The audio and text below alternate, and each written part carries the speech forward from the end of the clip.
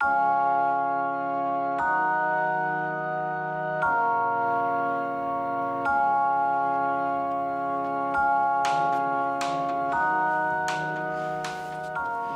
group of us guys like to play basketball, often waking up at 5 a.m. just to get a couple games in. Most of us are in our 30s. Safe to say we're not quite in our prime anymore. Basketball, it can be tough on the joints. We often leave bruised and beat up from the elbows and knees that often collide, but we almost always leave with smiles, vowing to come back next week. While the games themselves are exciting, it's what comes after that always brings a smile to my face. It's what happens when we're all sitting on the floor exchanging our basketball shoes for casual ones. It's the moment we're all sitting on the floor wiping sweat from our faces and looking at the empty court. It usually starts with one guy looking longingly at the court. A smile starts to spread across his face and he'll begin talking about playing high school ball or even college. "Boy, I remember when," is often followed by a reply from another guy. "Yeah, those were the days, weren't they?" Those were the days, and honestly I know a lot of people who got stuck somewhere between the old days and their current day. Somewhere along life's road, they stopped living in the present and now seem to be looking back while the world around them just rushes by. When my worth and my identity are found only in the past, I forget what it means to be present. Present to my son playing football, present to my daughter doing her best to stand on a balance beam. I stop living. The community of Sardis was that church.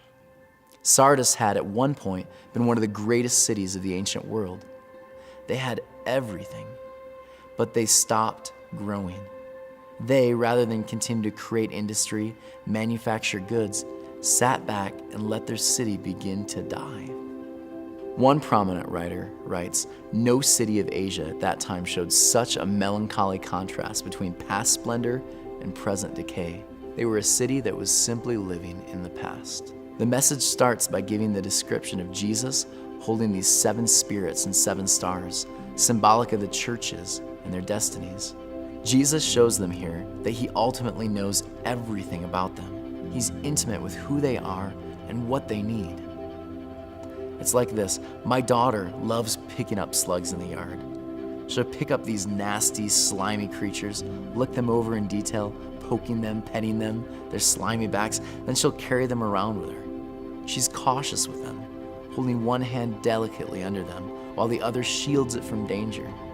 My daughter will then find the perfect spot to drop her tiny friend, laying a leaf over it to keep it safe from the birdies. My daughter knows these slugs, cares for these slugs, wants only what's best for her little friends. So this is how Jesus is described to his church, caring for them, knowing them really well, like my daughter knows her slugs. Next, he gives the church an appraisal. Its tone is almost one of alarm. He says, "I know your works, that you have a name, that you live, but you are dead." The community is not blamed here for specific sins like some of the other 6. They're clearly just dead, no longer living in the present. The Bible speaks to this state, a state of being dead while still seeming alive. Luke 15:24 tells this beautiful story about a son who leaves his father's home, taking with him his inheritance so that he may live a life contrary to his father's values, a life moving away from real joy.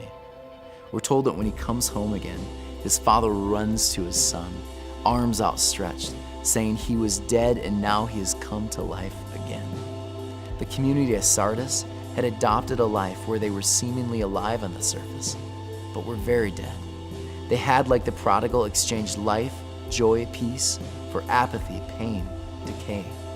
They had absorbed the character of the city. How often do we absorb the character of our present culture?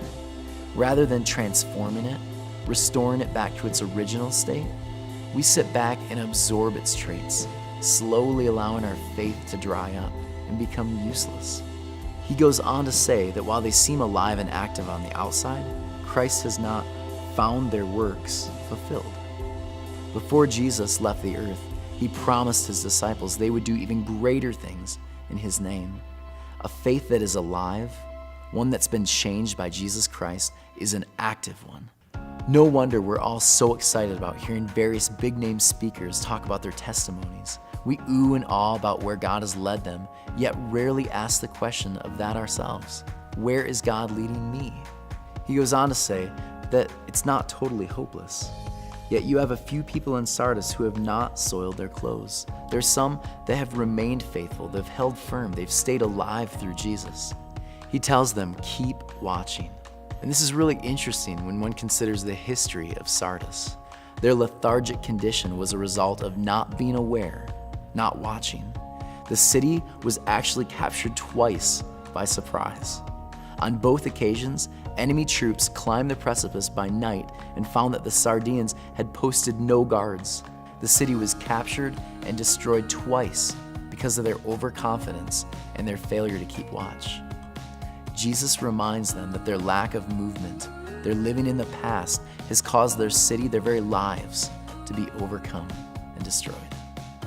Jesus' counsel to them and to us is to keep remembering.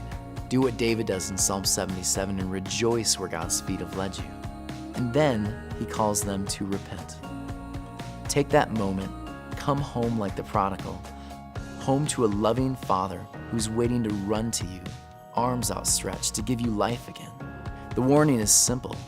If you don't keep watch, if you aren't aware of your present condition, if you are not actively living your role in this great drama, you will already be dead when Jesus comes again to bring his vibrant church home. The past is not a bad place to consider. It's not destructive to appreciate where God has led in the past. However, if the past is the only place you found life, the only place you found happiness, then you're presently living in decay. God calls us to live active lives now. We're to be sharing that restorative relationship presently, constantly searching for new ways to help others understand God's love, to give others life. It's when we begin to experience a present, real Jesus now, and we share him and do a work of restoration, that's when we begin to experience his kingdom.